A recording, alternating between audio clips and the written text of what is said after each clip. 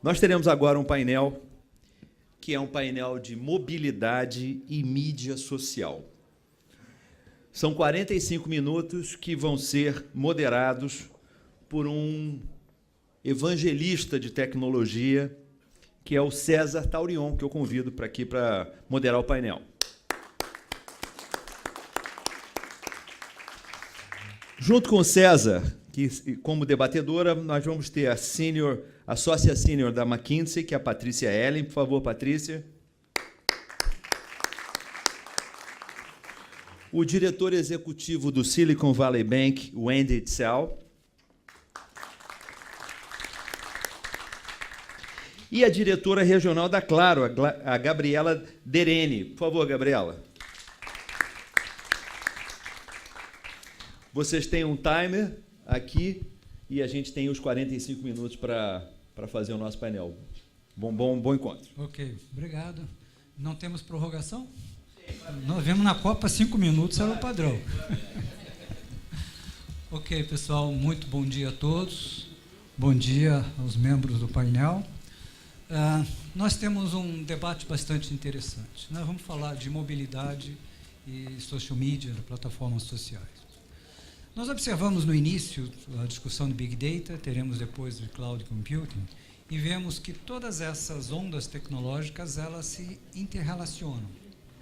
Mas na ponta, quando nós interagimos, nós como pessoas, nós interagimos através dos equipamentos móveis, né, os smartphones, nós interagimos nas mídias sociais. Quer dizer, então, a ponta de lança de todas essas ondas está, digamos, aqui sendo debatida. E são números realmente importantes, né? Vocês viram alguns deles, nós temos 7 bilhões de habitantes no planeta, e curioso, cerca de 6 bilhões desses habitantes já têm dispositivos móveis, seja smartphones ou celulares funcionais, e apenas 3,5 bilhões têm escova de dentes. Ou seja, temos mais dispositivos móveis que escova de dentes. E estamos também, né, interagindo constantemente, temos 1 bilhão e 200 milhões de pessoas no Facebook, que por coincidência, né, se a gente olhasse isso como um país, seria o terceiro país do mundo. Teríamos a China, a Índia e o Facebook. E aqui no Brasil, nós somos bastante usuários disso. Então, acho que é um tema que tem muito a ver em termos de discussões, de oportunidades, de negócio, de desafios. Eu acho que vai ser bastante interessante. Eu gostaria de fazer algumas perguntas, primeiro direcionadas, depois faríamos perguntas mais genéricas. Começaria com a Gabriela, da Claro. Quando nós falamos em mobilidade, nós falamos em mídias sociais, indiscutivelmente nós temos a questão da infraestrutura, porque nós estamos cada vez mais no mundo conectado, onde passamos filmes a toda hora, estamos vendo um jogo de futebol, queremos transmitir esse filme, jogar ele numa mídia social, e se nós queremos que o Rio de Janeiro se torne realmente um centro de tecnologia, temos aí inúmeras tecnologias e caminhos a serem seguidos, audiovisual, que inclusive vai ser um painel, a tecnologia por trás de tudo isso, a infraestrutura tecnológica, é absolutamente essencial. Então, eu gostaria, Gabriela, que você falasse um pouquinho em termos de como nós estamos em termos de infraestrutura no Brasil, mas focado no Rio de Janeiro, se realmente nós estamos hoje em condições de ser sede de todo esse aparato de pesquisa e desenvolvimento tecnológico. Bom, primeiramente quero dar bom dia a todo mundo. Muito obrigada pelo convite. É muito enriquecedor ter participado da palestra anterior e ter ouvido um pouquinho do Big Data, que tem tudo a ver com o que a gente vai falar também um pouquinho aqui. Está dividindo com vocês alguns assuntos que fazem parte do nosso dia a dia, né? Telecom, e eu que trabalho na Claro, sabemos que a gente está misturado na vida de vocês de uma maneira extremamente intensa. Horas felizes, horas um pouco, né, vamos dizer assim, críticas.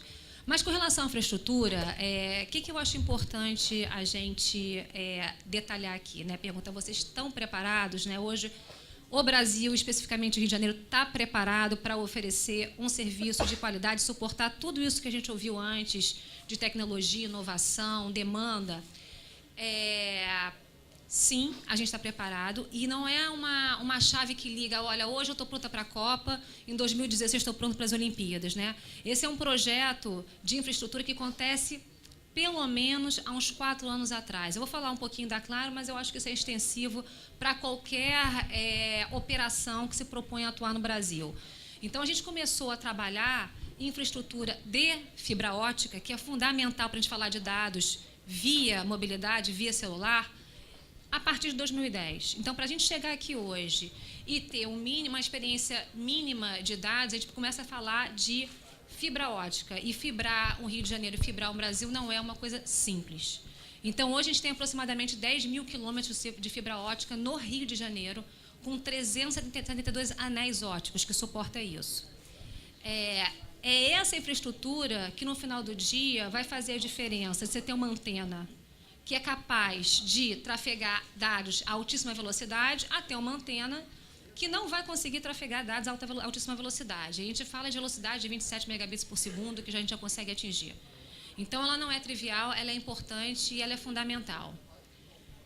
A segunda parte dessa infraestrutura veio, né, enfim, de todo o aparato de regulação e etc., de licenças que foram colocadas à disposição, que também permite que se trafegue a alta velocidade. Então, essa é a parte que a gente chama mais de hardware da infraestrutura, que é você realmente sair, né, cruzando a cidade. O Rio de Janeiro é uma cidade viva, no seguinte sentido, uma coisa é você ter Londres, que está há trocentos anos, mais ou menos naquela situação, e uma cidade que ela é absolutamente viva, com intervenções constantes urbanas. Então, isso é um desafio e tem que começar cedo e tem que fazer junto com toda a estratégia do governo, do Estado, do município e da União.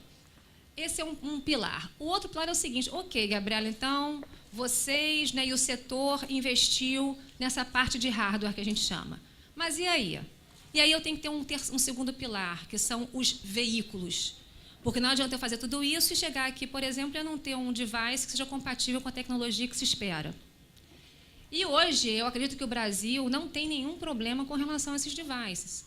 Então, eu tenho hoje, por exemplo, eu posso dizer que a Claro hoje vende 80% do portfólio deles de smartphones.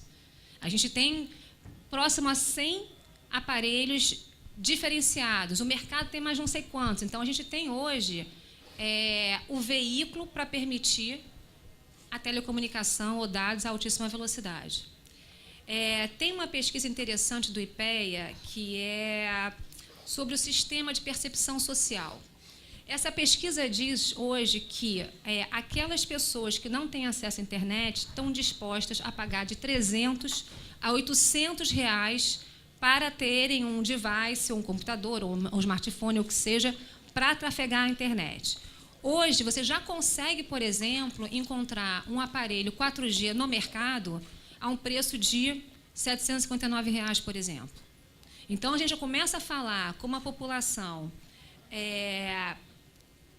que demanda, sedenta, né, até quer consumir dados, começar a falar de um patamar de smartphone dentro de uma faixa que é palatável para quem quer entrar nesse mercado. Então, isso também seria muito importante. E o terceiro pilar, que faz parte, vamos dizer também, não é infraestrutura, mas que é fundamental, ok.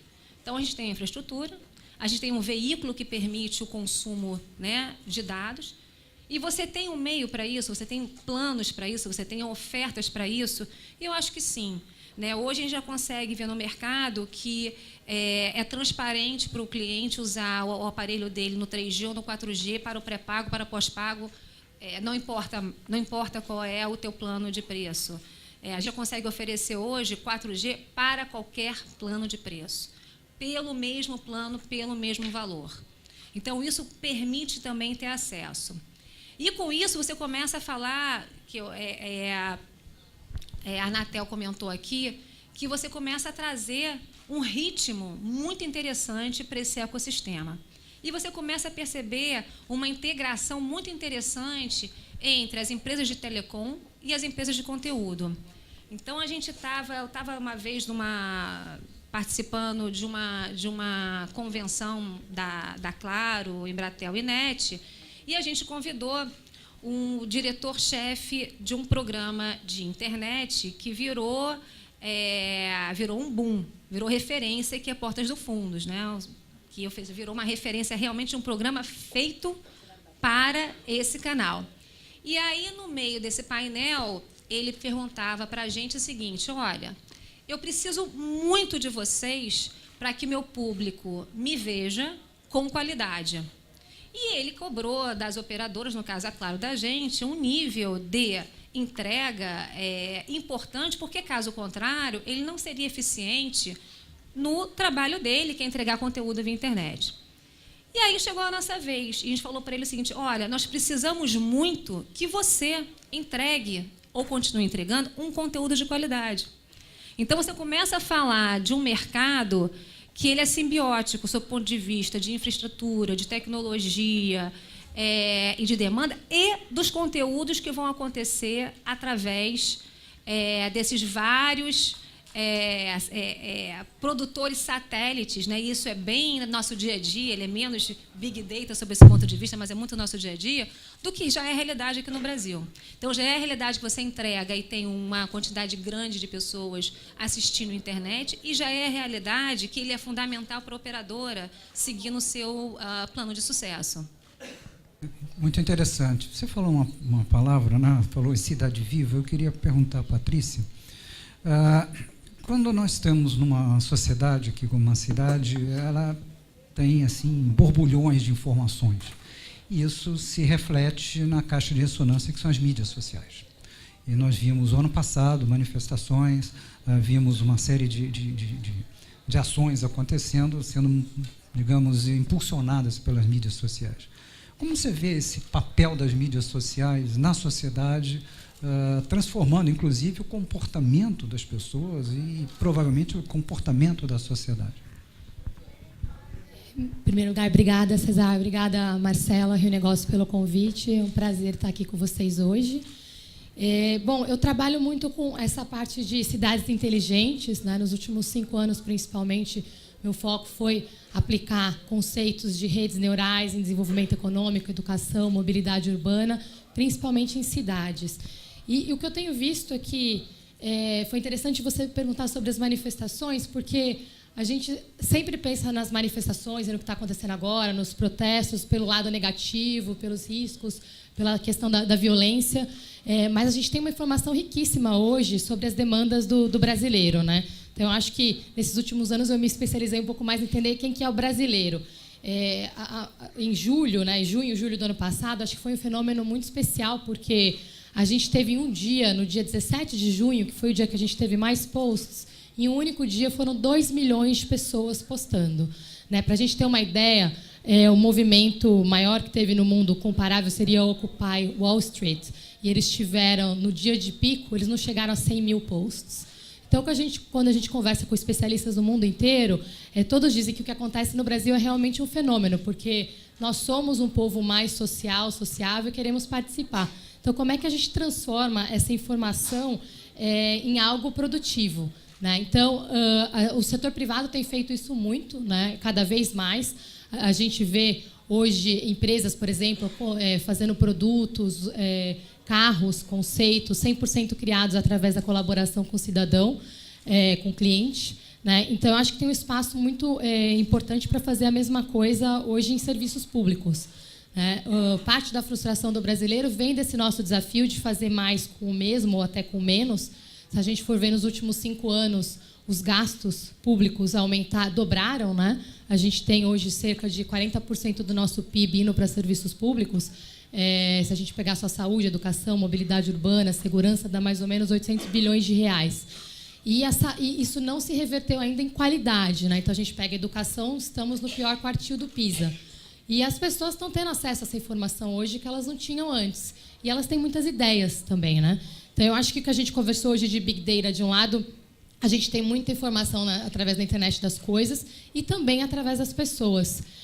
Nesse movimento das manifestações, a gente fez um experimento de analisar, aplicar um pouco o que foi dito aqui hoje, análise de sentimento, conteúdo online, ver quais eram os principais pedidos das pessoas.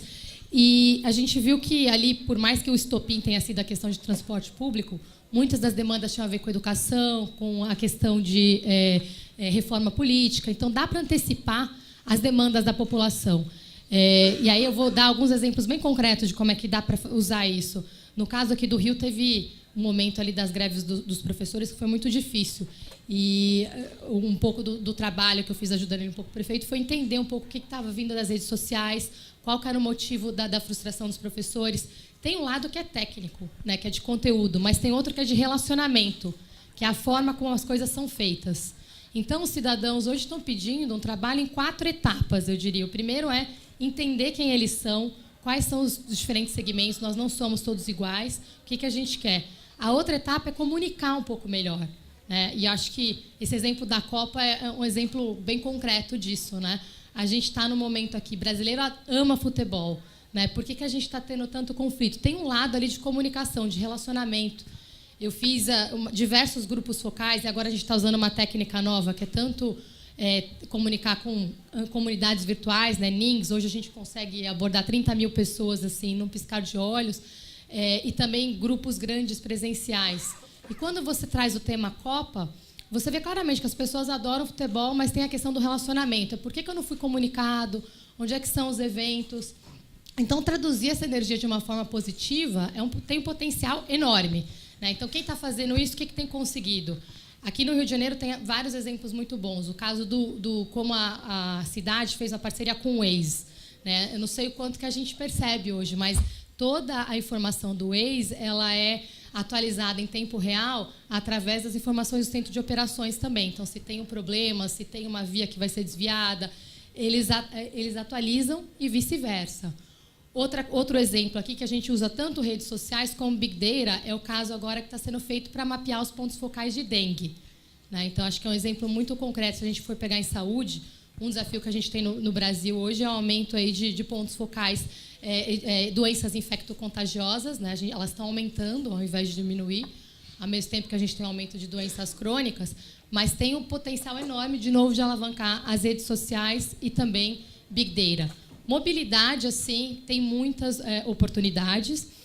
Um trabalho muito interessante está sendo feito em Fortaleza agora, cruzar os dados dos GPS dos ônibus com os dados do bilhete único para fazer uma versão da pesquisa Origem e Destino e redesenhar todas as linhas de ônibus da cidade.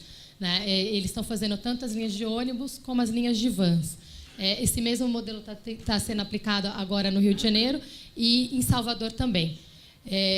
Enfim, tem inúmeras maneiras, mas acho que o ponto maior aqui a gente falou bastante de dados, né? Nós temos aí 66 milhões de usuários de Facebook, somos aí o país realmente mais social do mundo, né? Comparando com outros mercados que eu tenho trabalhado, assim, as pessoas sempre ficam impressionadas com os nossos números. Não é só que a gente tem muita gente, a gente passa muito tempo online. Né? 60% a 70% das pessoas, de nós aqui hoje, entramos nas redes sociais diariamente. Para vocês terem uma ideia, o número nos Estados Unidos é 39%. Né? E a maioria dos outros países é menos que isso. O mais próximo da gente ali é a Rússia, que ainda é menor que o caso brasileiro. Então, tem coisas para serem entendidas e muitas oportunidades. Né? A gente está falando aqui muito de negócios. A rede de empreendedores brasileira ela tem uma criatividade que é uma coisa impressionante. Dois exemplos que eu estou vendo aqui de polos sendo criados, além do Rio de Janeiro. Tem um em Minas, que em menos de um ano eles têm lá 60 empreendedores de 13 países diferentes, num polo em Belo Horizonte. A mesma coisa em Santa Catarina agora. E é muito rápido. A gente tem assim, uma facilidade muito grande de atrair gente do mundo inteiro. E coisas que ninguém sabe, né? A gente pegar um Instagram, um Facebook, ambos têm cofundadores que são brasileiros. Né? O Mike Krieger é brasileiro, né? O Severin também é brasileiro, então todo mundo sabe, os brasileiros estão ali empreendendo e na rede global nós já fazemos parte dela. Eu acho que agora o segredo é como é que a gente garante que esses negócios são incubados no Brasil, ficam no Brasil, né? E ajudam ao crescimento do país, que em muitos dos casos esses empreendedores acabam crescendo e saindo também. Muito interessante. Andrew, pegando esses insights que nós vimos, fica claro que o Brasil tem um potencial de inovação muito grande. É um país que tem uma propensão a usar tecnologia, a usar mídias sociais. E você, com sua experiência de fazer investimentos, de conhecendo o Brasil, o olhar de fora, onde você identifica as grandes oportunidades de negócios em mídia social e mobilidade aqui no Brasil? Thank you, Cesar, for the question. And let me start by thanking Marcelo and Rio Negocios for the invitation. Marcelo, in your introductory comments, you reminded me that I participated in the event that you did in London. So it's great to be back for the World Cup. And maybe if I'm fortunate enough, in 2 years, I'll find myself back for the Olympics. But we've had a partnership with Rio Negocios for more than 2 years now. And for those of you who are not familiar with Silicon Valley Bank, just very briefly, we're the leading commercial bank in the US and increasingly globally in focusing exclusively on the technology and innovation industries. And we work with entrepreneurs from startup all the way through infinity. And our mission statement really is to help entrepreneurs succeed worldwide. My team is covering new and emerging markets for the bank, and Brazil has been on the top of that list for more than 2 years now. It's the most active region for us, and just again by way of context, we're also looking at Russia and Turkey, as well as Australia. So we see a developing ecosystem that's very interesting in a number of respects, and I think the other panelists have covered some of the attributes, but number one, in terms of the ability to attract great entrepreneurs, not only locally.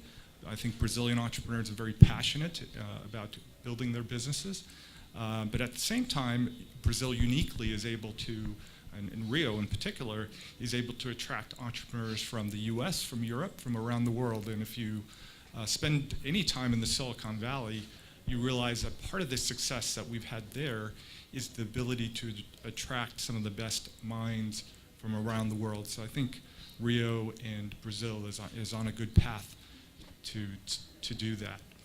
It also attracts a lot of international capital. You know, many of the firms on Sand Hill Road that are well-known venture capitalists in the U.S., Accel, Redpoint, Sequoia, et cetera, have been actively investing here over the last few years, and that certainly is another attribute that we find very interesting because we partner with those firms on a regular basis. So the early wave of companies, when we first started to come here in 2011, were businesses that might be called clone companies. And these would be taking established business models from the US and other places and then localizing them. And I think over time there's a lot of local innovation to the business model. So they're similar, but certainly not a clone. Those businesses, I think, very much took advantage of the social nature of Brazilian, the great internet usage rates here. I think there were several of those businesses have grown to very large scale, and while none of them have gone public or have been acquired in a big way, but I think that is not too far down the road we'll see something like that happen. A company like Netshoes, for example, I think is a very exciting business.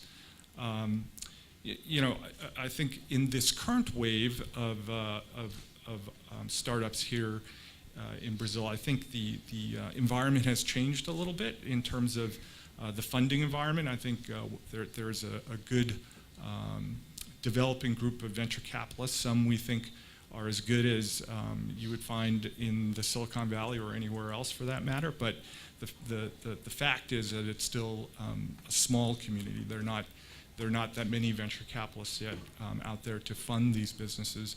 But I think there is a shift in terms of where you're seeing the innovation being developed. For example, I think part of this conversation is about how social and mobility have really impacted the enterprise. And a company that's doing a nice job of that here in Brazil is a startup called Conta Azul. And they're backed by a number of Brazilian and now international investors, and they have a software that's doing accounting for small and medium-sized businesses. And where in the past entrepreneurs didn't have this choice, they generally had to go for larger, more complicated software suites. I think Conta Azul is doing a good job of providing something that's very simple, easy to use, and in a world where people are increasingly demanding simplicity, ease of use, like you would any application that you would use as a consumer, you want to begin doing that or demanding that at the enterprise level as well. And right here in Rio de Janeiro, another entrepreneur that we think is doing a fantastic job is a fellow by the name of Marco de Mello, and with a company called Grupo Django, and his offices are right off of Copacabana, and he's got a number of businesses, but the one I'll mention is PSafe, which is the #1 antivirus software here in Brazil already. So another terrific example of capturing some of the trends here of internet usage, and a great entrepreneur that's addressing that market. Thank you. Patrícia, debate bastante intenso no painel anterior foi a questão Big Data entre uso de mídias sociais e internet das coisas, à medida que mais e mais nós vemos os objetos tendo inteligência interagindo entre eles, interagindo conosco. Como você vê essa conjunção, essa convergência de objetos e pessoas dentro de uma cidade inteligente? Quer dizer, nós sabemos que nós, como pessoas, estamos, nos movimentando, mas os objetos também estão gerando informações. Como é que eu poderia, de alguma forma, olhar isso e tornar uma cidade mais inteligente? Eu acho que aqui tem tantas oportunidades que o maior desafio para a gente é não se perder na quantidade de opções. Sempre que eu começo um trabalho com uma cidade, com um prefeito, a primeira coisa que a gente tenta fazer é entender qual que é o maior problema, qual que é a maior prioridade, e aí, com base nisso, fazer a conta ao contrário. A gente quer resolver esse problema, então vamos entender que tipo de informação que existe. Porque o que eu tenho visto, César, assim, quando a gente cria laboratórios de inovação em cidades, eles são super importantes, necessários. É tanta informação que você tem acesso de um dia para o outro que a vontade é de ficar ali tentando cruzar todas elas, né? Então, eu sempre dou um passo atrás e vamos entender qual que é o problema que a gente quer resolver. Em mobilidade urbana, eu acho que é onde tem assim um potencial enorme e urgente para a gente no Brasil, né? Porque a gente tem um problema nas grandes cidades de mobilidade que é assim inaceitável. Eu dei os exemplos de aumentar gastos públicos. A gente aumentou 70% os gastos públicos em mobilidade nos últimos 5 anos e a gente não vê o resultado, né? É que grande parte do que está sendo feito é investimento em infraestrutura física, que é necessária. Então, a gente precisa de mais metrôs, a gente precisa de mais rodovias, avenidas, precisamos de tudo isso. Mas elas precisam estar mais integradas. E essa integração tem um potencial enorme através de junção da internet das coisas com a parte também de mídias sociais. Então, o que dá para fazer? Eu dei os exemplos do GPS dos ônibus, do bilhete único, mas hoje aí acho que até queria ouvir um pouco da Gabriela da Claro também, mas a gente tem dado dos celulares, né? Eu sei que tem uma questão de preservando a anonimidade, a gente está fazendo alguns testes e o Rio de Janeiro está sendo pioneiro nisso também, de mapear como é que é o trânsito das pessoas pela cidade através da informação do celular, né? Isso é uma riqueza de informação incrível, porque, para quem conhece um pouco de mobilidade, até alguns anos atrás, a única fonte que a gente tinha de informação para fazer esse tipo de análise era a pesquisa origem-destino, que é super cara de fazer. Para você acessar uma base amostral de pessoas, assim, demora muito e ainda é uma amostra imprecisa. Então, tem que continuar fazendo, mas eu acho assim, que combinar isso com esse tipo de dado tem um potencial enorme. A gente falou um pouco mais cedo também, né? Acho que foi o Fernando Martins, da Intel, que comentou a questão da gestão semafórica. Essa é outra coisa que dá para fazer muito melhor. A gente tem uma quantidade enorme agora de câmeras, e o Rio também tem bastante mais que a média, São Paulo tem bastante também. Como é que a gente integra essas coisas para fazer os diferentes modais estarem mais integrados entre si? Trabalhos recentes que eu tenho feito, o exemplo mais recente de um trabalho nosso foi em Moscou. Moscou é pior que São Paulo, acreditem se quiser, em tempo de deslocamento. E a gente conseguiu reduzir em 20% o tempo de deslocamento na cidade sem mexer em nada de infraestrutura, só em ações de ganho rápidos. Então, por exemplo, zoneamento, estacionamento, aí entra a questão do social. Então, tem um carro parado em local proibido, o cidadão pode ajudar também a mapear, documentar, junto com o policiamento, a Guarda Municipal, no caso aqui do Rio de Janeiro, né, no caso de outras cidades, cada um tem uma forma diferente de fazer. Mas isso te permite uma integração. Então, aqui no Rio, eles estão fazendo isso com a Guarda. A Guarda tem um equipamento agora que eles veem onde os carros estão estacionados e conseguem otimizar. Ao invés de eles ficarem em pontos distantes na cidade, agora eles ficam distribuídos de acordo com os locais de mais incidência. Isso é muito eficiente, por exemplo, na gestão de acidentes. Você consegue chegar muito mais rápido no local de acidente, porque eles acontecem, em geral, mais ou menos nos mesmos locais. E consegue também melhorar a gestão. Muitos dos casos é má sinalização.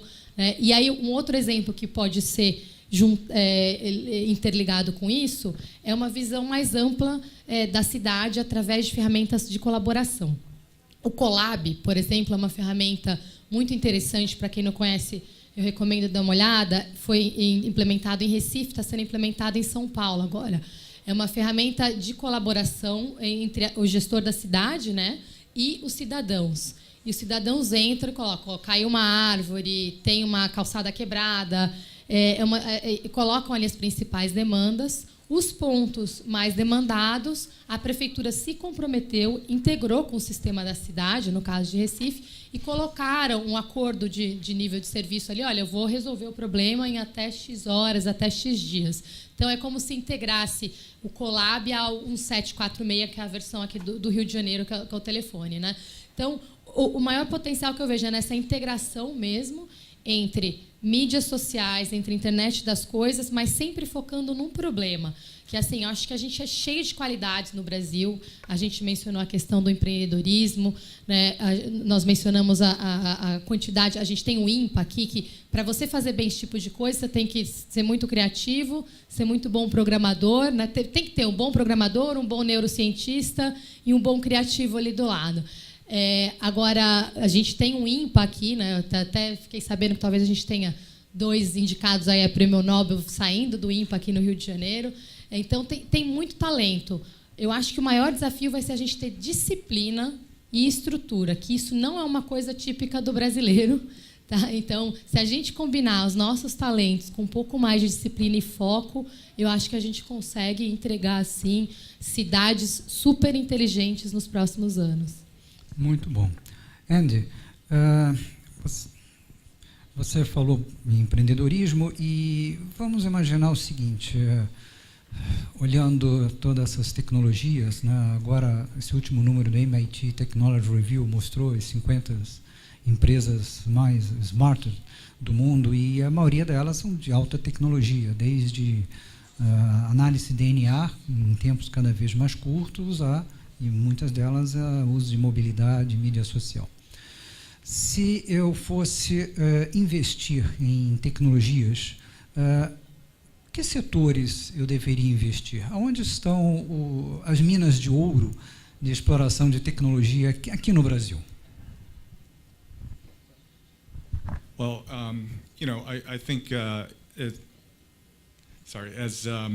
again, echoing what the prior panel had said and kind of concluded on, that we're really standing today at the precipice of an incredible amount of innovation that is happening and will continue to accelerate. And it cuts across so many different industries. For example, I was chatting at the break with someone who was here from Uber, and I think that is an example of the disintermediation and the innovation and disruption that's happening in many traditional industries through the adoption and usage of technology.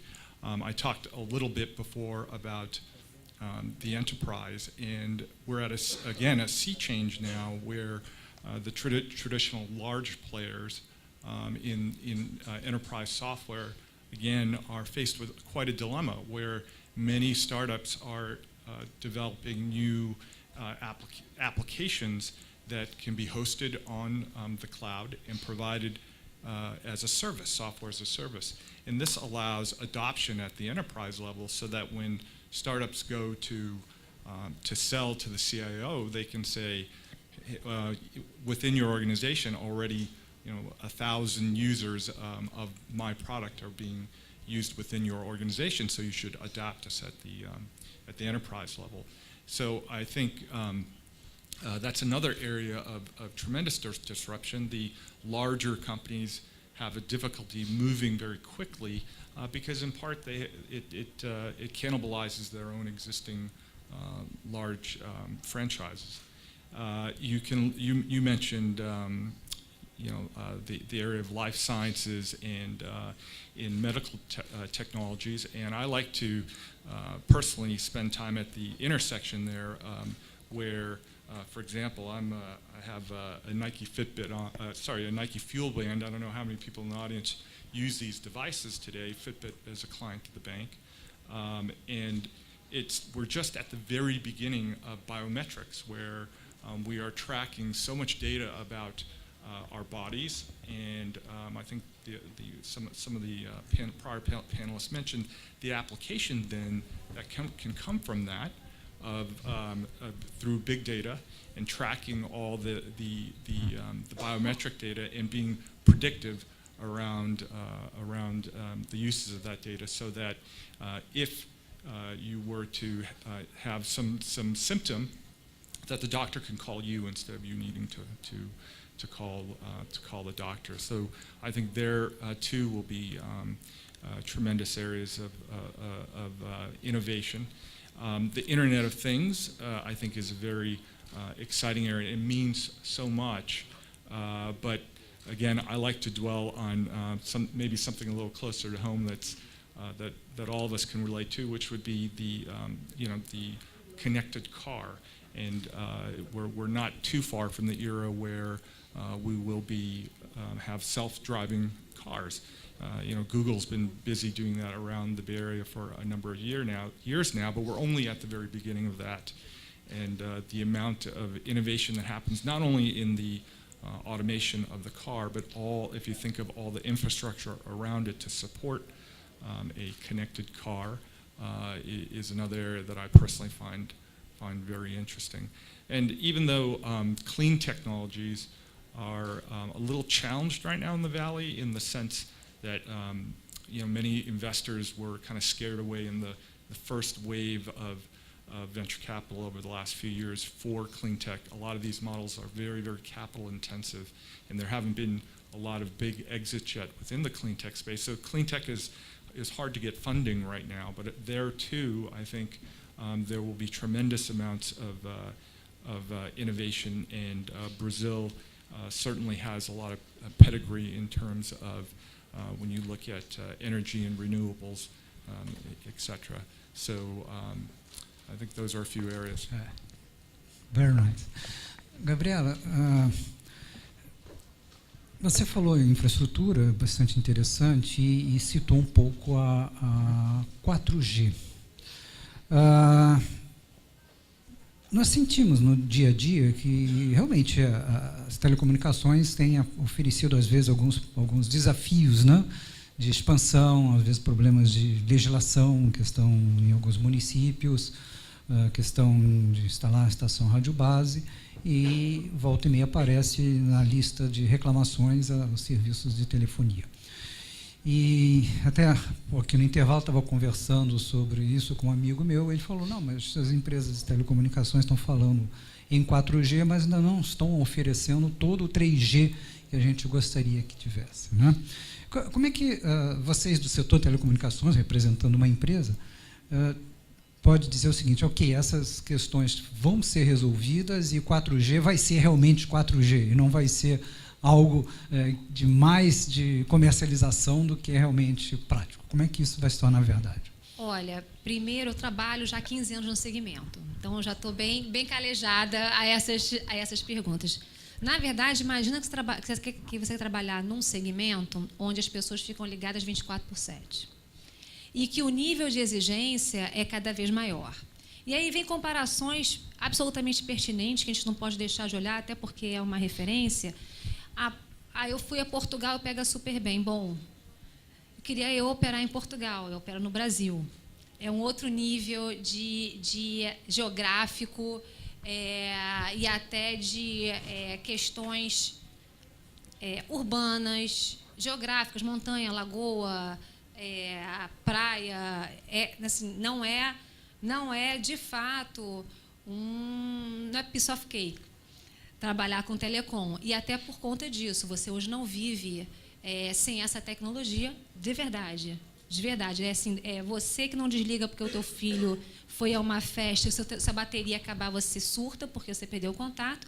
Você tem empresas gigantescas que precisam de telemetria para saber se o caminhão chegou bem no destino, num lugar que é um lugar complicado do ponto de vista de segurança. Então, isso é um desafio grande das empresas de telecom. Quando a gente fala de 4G hoje, de novo, a gente não vai conseguir entregar ninguém uma boa tecnologia se não estiver trabalhando com uma infraestrutura pesada. E a infraestrutura pesada passa desde 2010, você está rodando, como eu falei aqui, né, cavucando aqui todo o Brasil, para só conseguir passar fibra ótica. Caso contrário, não adianta, que a velocidade não vai passar de 1 megabits por segundo. Eu acho que esse é o passo mais importante para a gente começar a mudar o patamar de qualidade da rede. E a outra coisa também que a gente não percebe, mas que acontece muito, existe uma restrição orçamentária. E o que muitas vezes acontece é que quanto mais a tecnologia te proporciona velocidade, maior é o teu apetite, maior é o teu consumo. Mas não necessariamente você tem uma restrição, você tem um orçamento que suporte o nível de consumo que você cada vez quer mais. Então, começa a haver uma série de variáveis que pressionam o segmento, e a gente, na verdade, tem que entregar, não é uma fuga, que essa pergunta se torna recorrente. E aí, você mal colocou o 3G, como é que vem 4G? Então, primeiro ponto que eu queria te dizer é que o 3G não termina com 4G, porque o 4G é uma rede de dados. Quando você liga o telefone e fala, você está usando a tua rede 3G. Então, o investimento ele continua e tem que seguir dessa mesma forma. E o 4G hoje, a gente já começou a trabalhar há 4 anos atrás para conseguir entregar essas velocidades. Vai ter área de sombra? Sim, vai ter área de sombras. Trabalhando na frequência de 2.100, como explicou a Anatel, na hora que você descer para 700, facilita e aumenta a potência do sinal, porque você está trabalhando com uma frequência mais baixa. Ajuda.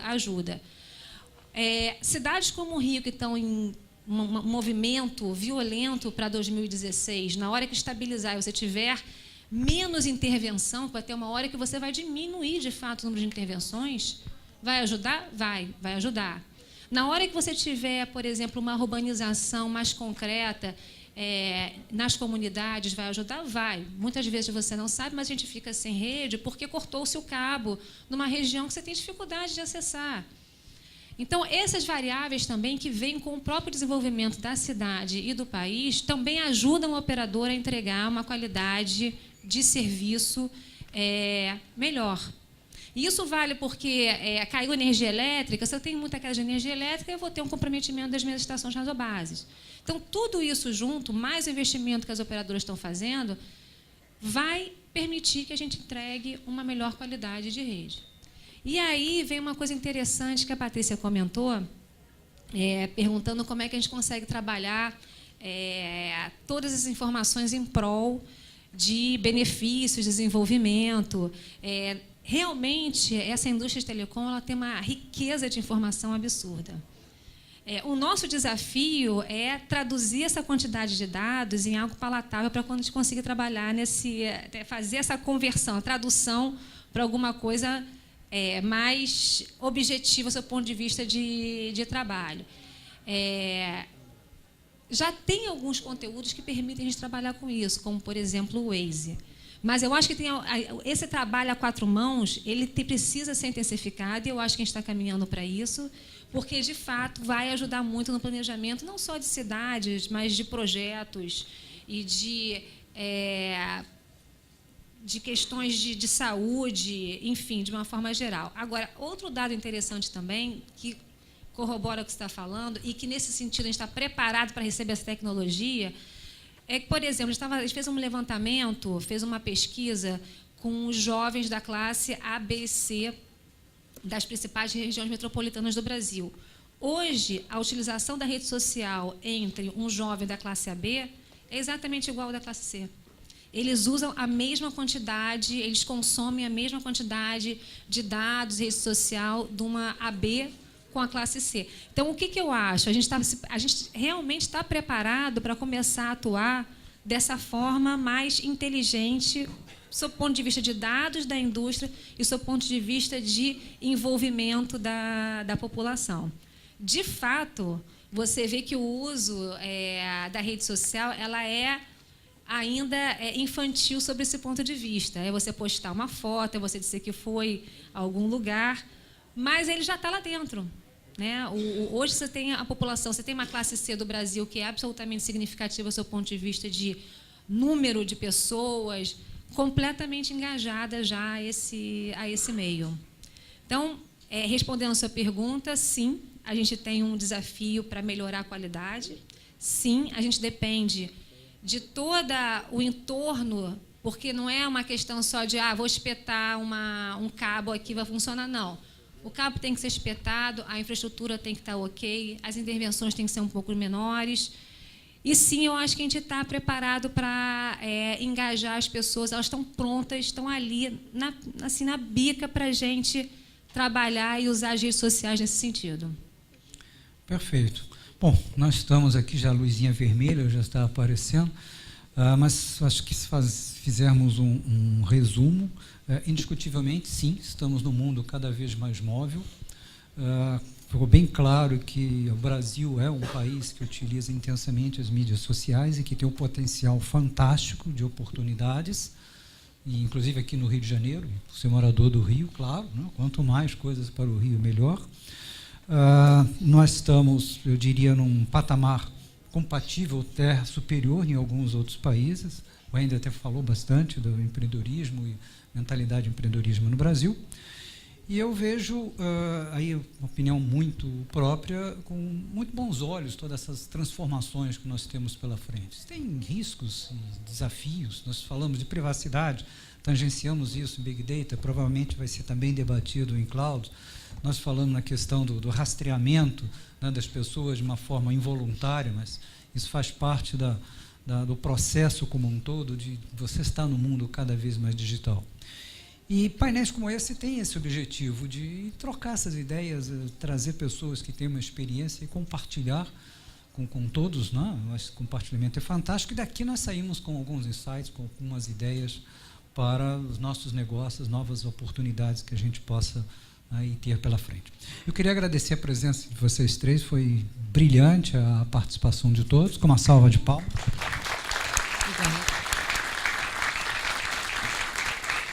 E passar a palavra para o nosso grande mestre, Haddad, que vai passar o próximo painel. Muito obrigado a todos pela atenção. Obrigado, César, Patrícia, Gabriela. Thank you, Andy.